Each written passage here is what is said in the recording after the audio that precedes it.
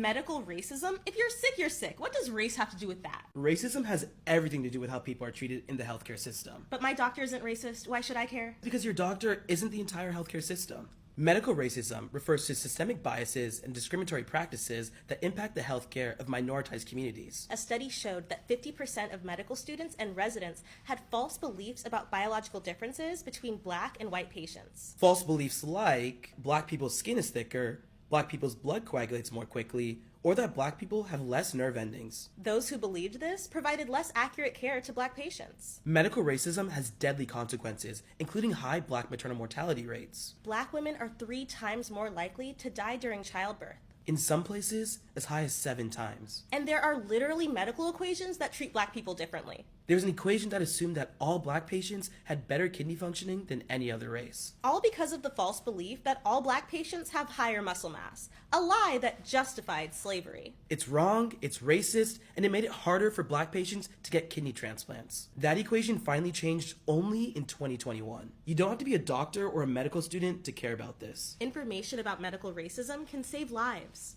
Smarter in seconds.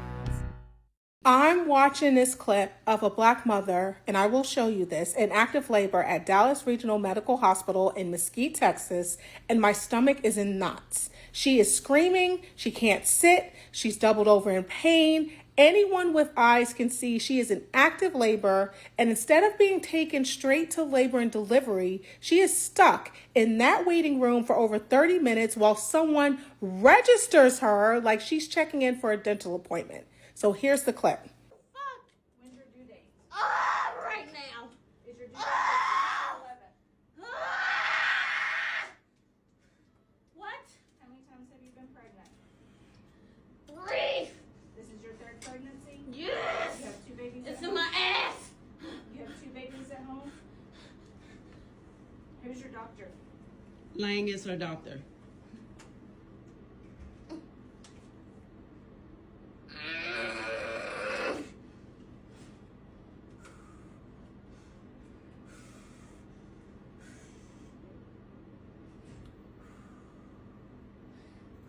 Y'all treat all your patients like this or just the Black ones? Everyone's the first patient for you. Last name is Jones. She's G3P2. Not sure when her due date is. Her due date You is just the said it 10th. was the 10th. Her due date's the 10th. She got 3 pregnancies, 2 babies at home.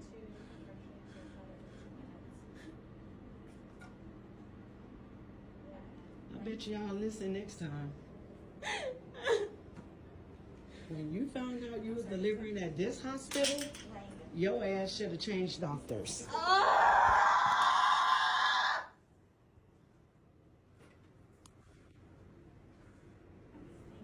Everybody say how they treat people here. And the healthcare professional sitting right there doesn't acknowledge her pain at all. No urgency, no assistance, no call to labor and delivery, nothing.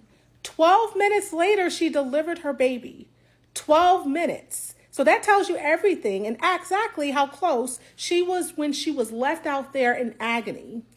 People love to pretend medical racism is some historical artifact, but this is exactly what it looks like today. This is how Black mothers die.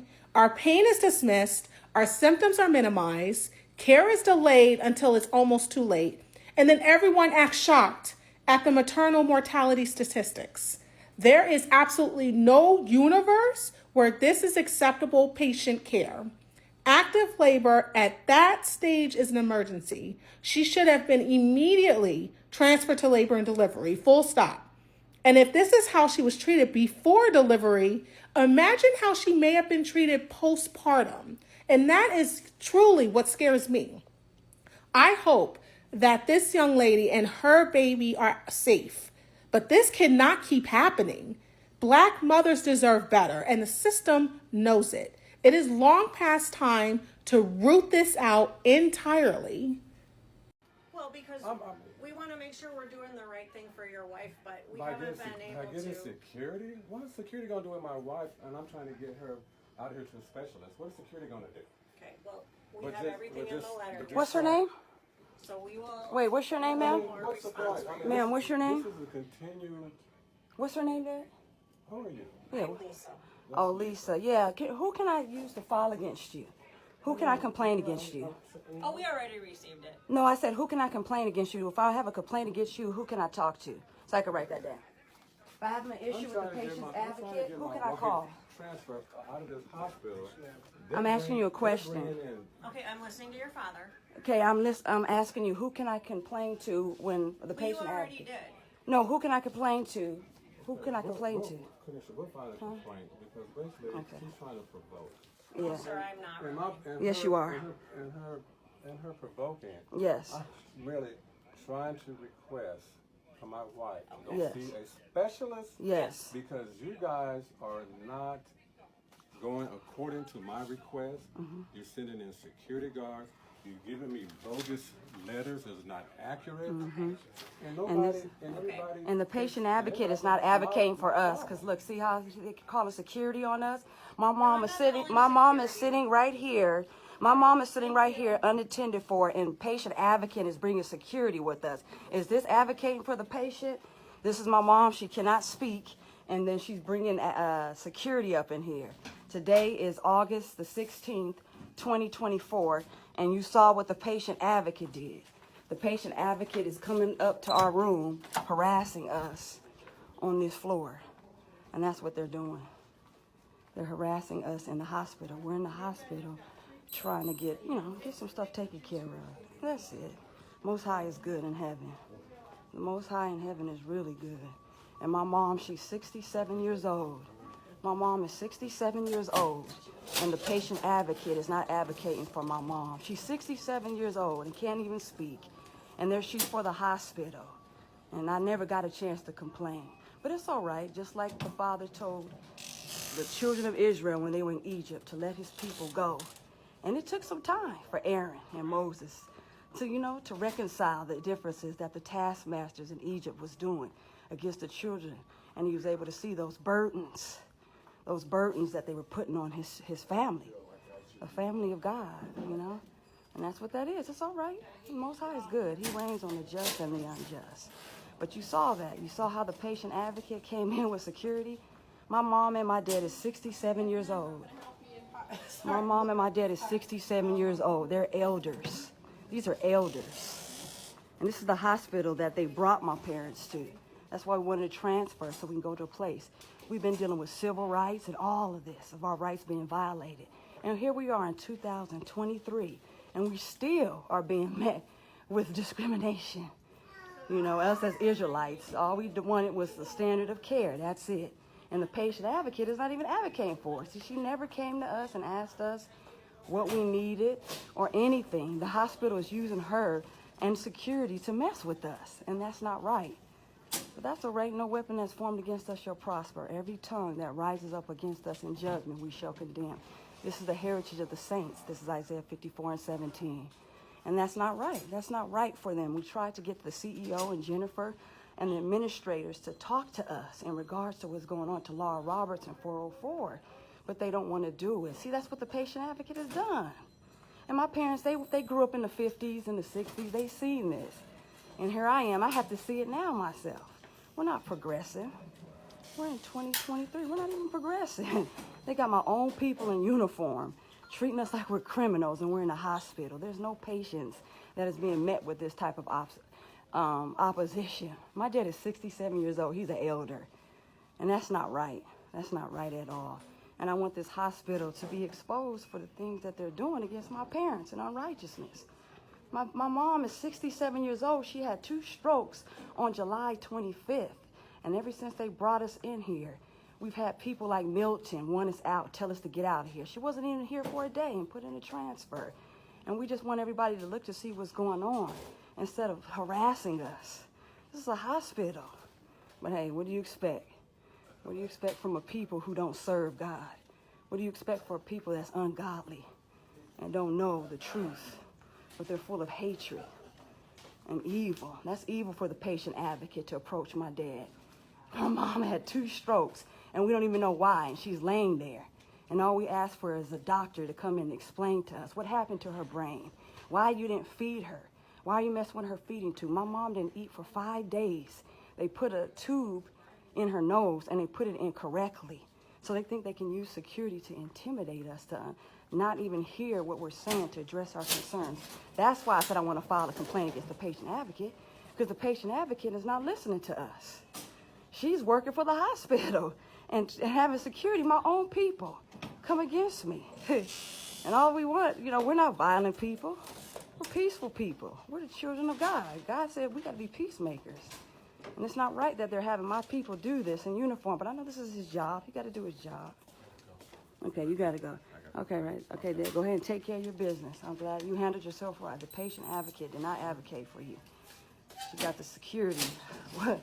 Messing with my dad and my mom. 67 years old. But Father, you see this day. Today is August, 16th, 2023. On a Wednesday. My parents do not deserve this. But how can Satan cast out Satan? His kingdom won't stand. But it's all right, Father, you see this day. And I pray, Father, that you visit this hospital and let your mighty hand see the unrighteousness that's happening.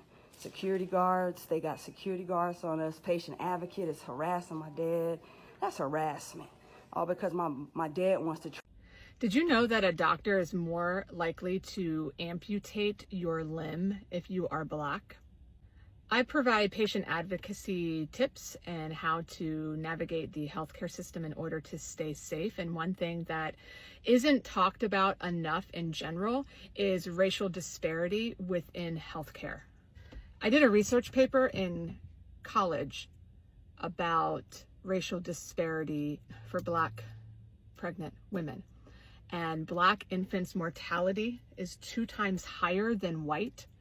You are 3 times more likely as a Black woman to pass from pregnancy-related reasons than a white woman. And preterm births are higher. Maternal mortality rates have overall, the rates have dropped, but the racial gap of the mortality has risen. This extends beyond just women and childbirth. You are less likely to be referred to a pain specialist, and you are more likely to be screened for substance abuse if you are Black. According to the American Medical Association Journal of Ethics, Black people are more likely to have limbs amputated. And that is because white people have a higher chance of being provided interventions to save the limb than Black people. Racial biases influence quality of care. I've done a lot of videos on how women in general are not heard within the healthcare system, and that men are much more likely to receive, to be listened to receive care. Now imagine you are a Black woman. You're already at a disadvantage as a woman. You are at an even greater disadvantage as a Black woman. This is unacceptable and it needs to be talked about. How do you educate for yourself and about your health? The first thing is ensure that you are educated about your health. Have an understanding of your health conditions. Secondly, ask questions. Are there alternative treatments available? Why is the doctor recommending this? Are there other things to consider? Find culturally competent providers. Have a copy of your records, your test results, and know your rights. Know your rights to a second opinion. And as healthcare clinicians, there are racial biases, there are racial disparities, and we probably have them. So everyone needs to take a good look at themselves and ensure that we are treating and advocating for patients equally.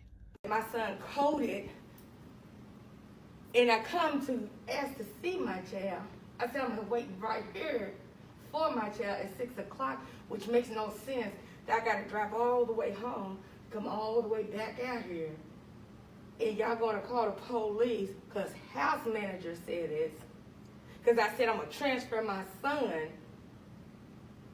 Ma'am, did I disrupt you or something? No. I stood right here. Yeah. Just wait, right? Didn't cause no problem, but you gonna tell me because the house manager told me I got to leave. I'm just enforcing the hospital policy. That's all I'm doing. I'm just security. I'm the wrong person to get upset. No, baby. I don't think I ever got upset with you. I'm asking you a question. But you want me to go all the way home to come back here at 6 o'clock to see my chair? I mean, if you want to wait in your car. What did I do wrong to stand right here and just wait? That's all I got. I don't know exactly what's going on. Because you called back up her to the house manager? What did the house tell you?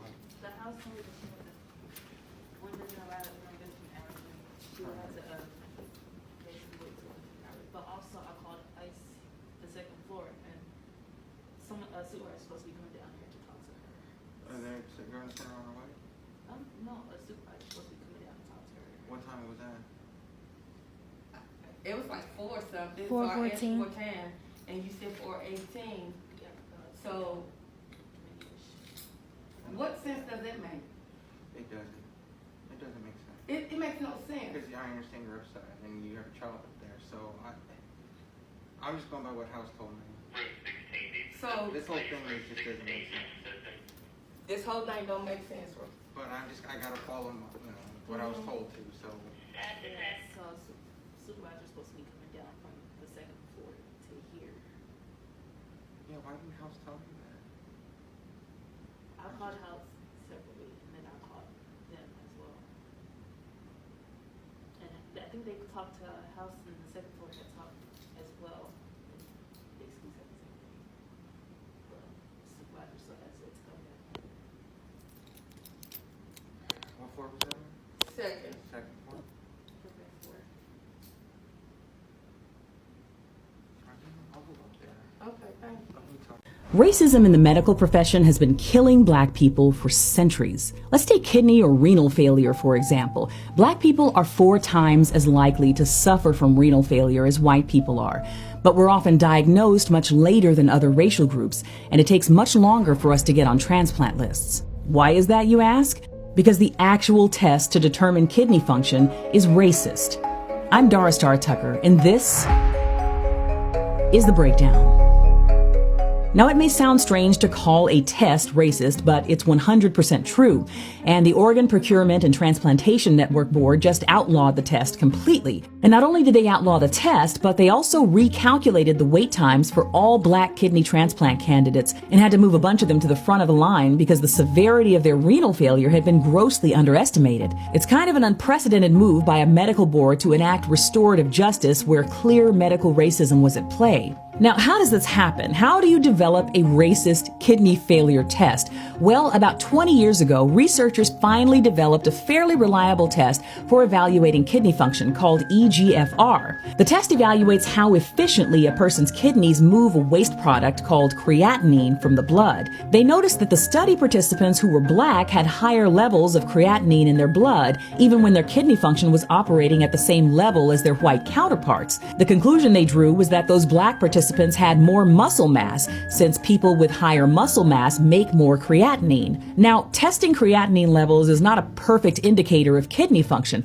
All kinds of things can affect creatinine levels. But instead of considering that other factors like medications or dietary differences might have affected the creatinine levels of those black research study participants, they made the assumption that black people just naturally have more muscle mass than white people because their creatinine levels were higher. This is largely based upon the false belief that there are biological differences between the races. If you believe that, as many medical professionals still do, then you're likely to believe the false assumption that black people are just naturally more muscular than other so-called races. So there was a racial differential that was built into the test along with age and sex. If you were black, your kidney function was just assumed to be naturally higher than it really was. And this race correlation has been used for over 20 years because the majority of the medical community wasn't questioning the assumptions that researchers were making about black people's bodies.